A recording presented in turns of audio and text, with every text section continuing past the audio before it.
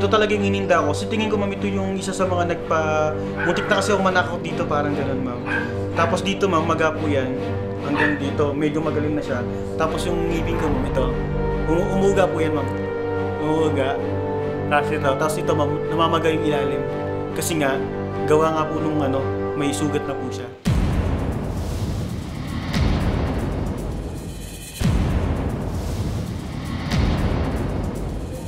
Ganito mga sa kanila ba nangyari? Sir, bali sir, ganito, nag-drop po ako dyan ng 4:20. Ng madaling araw? Ng madaling araw, sir. Ngayon, dahil nga po siya terminal, sure ako na meron ako magiging customer na papasok po sa amin dyan sa MC Taxi.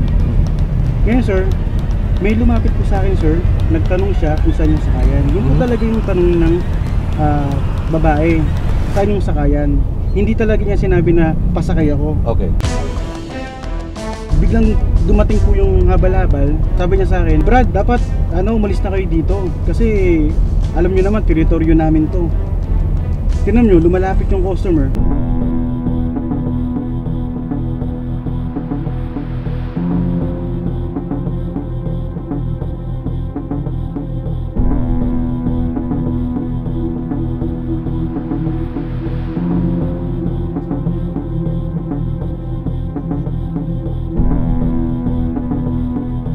Unang-una sir, salamat ho sa pagharap ninyo sa amin para ho ibigay naman yung inyong side.